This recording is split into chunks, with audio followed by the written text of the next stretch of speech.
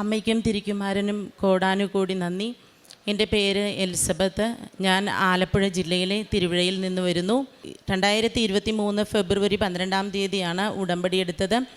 എനിക്ക് ഉടമ്പടി എടുക്കണമെന്നാണ് ഭയങ്കര ആഗ്രഹമുണ്ടായിരുന്നു. പക്ഷേ എനിക്ക് ഭയമായിരുന്നു, എങ്ങനെ എന്നെക്കൊണ്ട് ഈ കാര്യങ്ങളെല്ലാം ചെയ്യാൻ സാധിക്കുമോ എന്നുള്ള സംശയമായിരുന്നു എനിക്ക്. അപ്പം ഞാൻ കല്യാണം കഴിച്ച് വന്നതിന് ശേഷം അവിടുന്ന് വേറെ മാറി താമസിക്കുന്നതിന് മുന്നേ ആയിട്ട് അമ്മായിയപ്പൻ്റെ അനിയത്തി വന്ന് ഞങ്ങളെ അവിടെ താമസിക്കണമെന്ന് പറഞ്ഞിട്ട് വിളിച്ചു.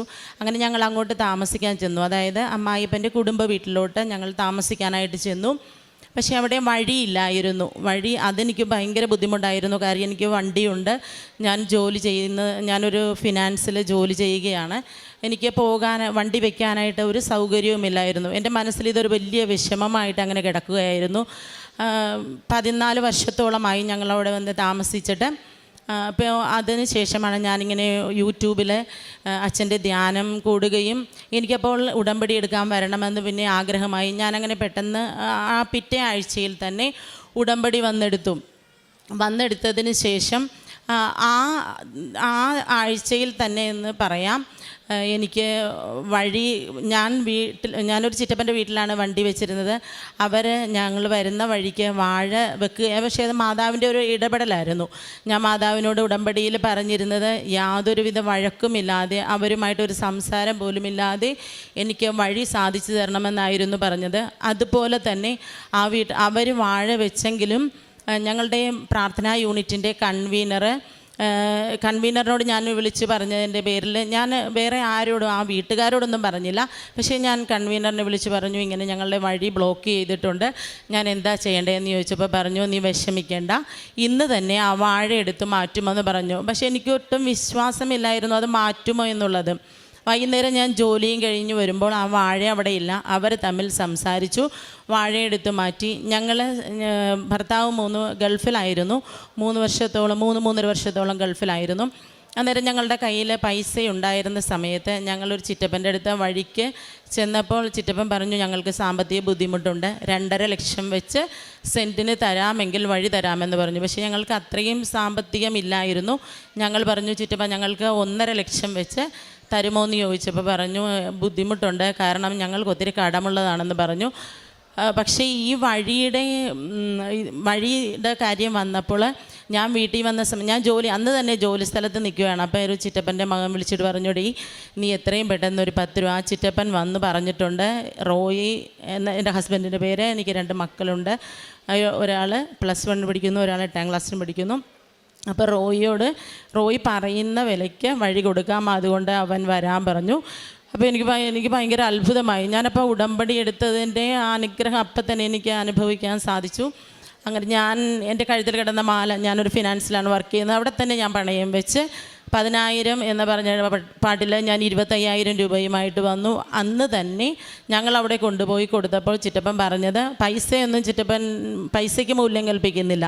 ചിറ്റപ്പൻ പറഞ്ഞതടി, നാളെ റോയി പണിക്ക് പോകാതെ നിൽക്കുകയാണെങ്കിൽ വഴി തെളിച്ച് നിനക്ക് വണ്ടി വീട്ടിലോട്ട് കൊണ്ടുവരാനുള്ള സൗകര്യം ഒരുക്കി തരാം, ഞാനും പണിക്ക് പോകാതെ നിൽക്കാമെന്ന് പറഞ്ഞു. അപ്പോൾ എൻ്റെ ഹസ്ബൻഡ് പറഞ്ഞു, വേണ്ട ചിറ്റപ്പ, കംപ്ലീറ്റ് തന്നതിന് ശേഷം ഞങ്ങൾക്ക് വഴി തെളിച്ചാൽ മതിയെന്ന്. ഞങ്ങളിപ്പോൾ റോഡിട്ട് നല്ല രീതിയിൽ തന്നെ അത് പോകുന്നു.